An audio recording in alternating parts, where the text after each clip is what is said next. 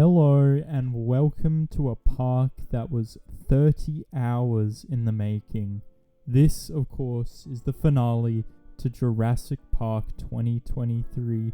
What a build it has been. By far the longest I've ever done, by far the most detailed I've ever done. It's crazy. The game will tell you that I spent about 29 hours, but from all the unsaved stuff that I did, the prep work, like the planning and the iterating on designs and then reverting saves because I didn't like it, that took up a significant proportion of the hours spent in this.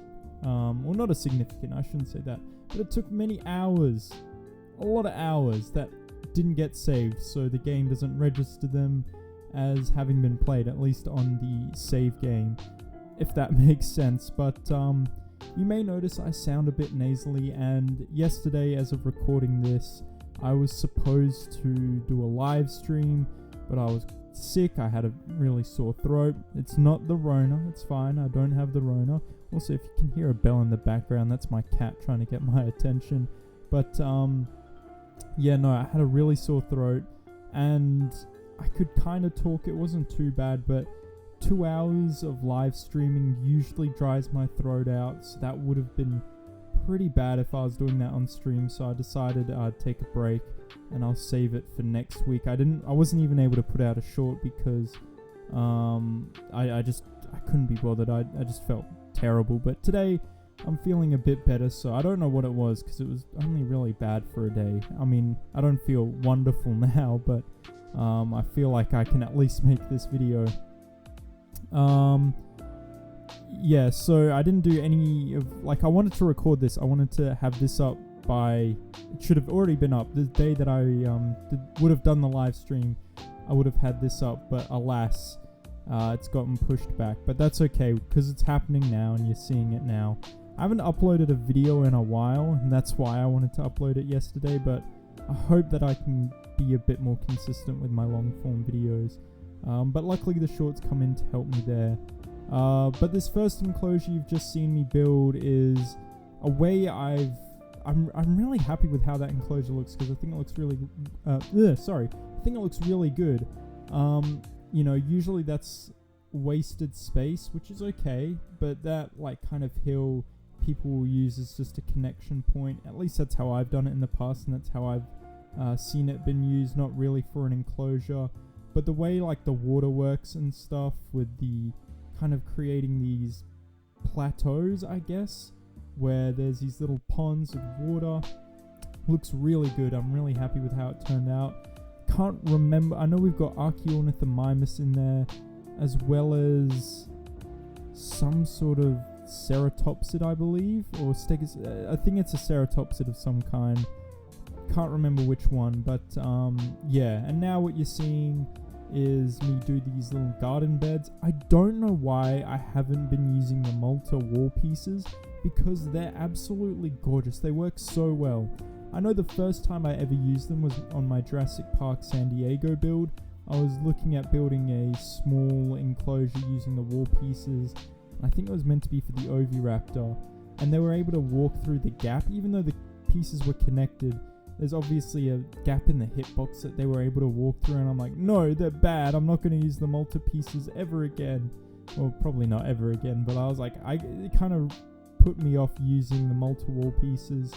And then in my I Let Fate Decide My Park live stream build, afterwards, after I finished that live stream, I said I would go back and do a little work behind the scenes just to make everything look a bit better. And I decided to use some of the wall pieces. I haven't done, you should have seen that in what would have been yesterday's stream, but you'll have to wait for that if you are watching that series. It's pretty fun. It's a pretty fun series. I would recommend. But yeah, I used it there and I was like, damn, these are actually pretty cool. And then now I've just started using them a lot more. I've used them a lot in this like bottom section here. And now I'm doing a Tyrannosaurus enclosure where I wanted to create something a bit different from the rest of the enclosures in the park. The rest of the enclosures were all very similar, bar the baryonyx enclosure that was kind of like a swamp type thing going on. Otherwise, everything else was pretty much the same. Now what I wanted to do here was a bit of like a Savannah type enclosure. And what you're seeing here is not the final product. I actually went back and made the terrain a bit lighter because in my mind it needed to be a bit lighter. But oh my god, the Mediterranean trees work so well for creating a savanna. Like, I'm going to be doing this a lot more in future tropical builds because it works really well, and I'm sure it would work on the Mediterranean map too. But with like the greenery you can get on the tropical maps, I really want to do like a savanna, maybe a savanna tour or something on a tropical biome. I don't know, I'll figure that out in the future. But then also we have a pteranodon aviary with an enclosure inspired by a aviary I saw in one of Jurassic Tom's builds. I can't remember which one it was, but honestly, just go check Jurassic Tom out. He is a incredible park builder. He does some really, really insane parks. So beautiful. Just the amount of detail and time he puts into them is great. And I kind of got, again, I wanted to have it be a bit different, so I got that idea from him and implemented it into this aviary. So then we'll move also onto a large herbivore enclosure. I don't know if that's popping up now. It should be. But in this large herbivore enclosure, I wanted to create like... So my thinking of this kind of final part of the build was I wanted a tour, right? Because we got to have the T-Rex. The T-Rex is off to the side. It's the final enclosure you'll see. And I was like, okay, I want it to be similar to what you see in the movie, because I did like think of a few different design ideas. My first one that I tried out was a big like octagon in the middle of this bottom section that had the T-Rex in it, kind of like a some big grand showcase of the T-Rex kind of in the middle of it all.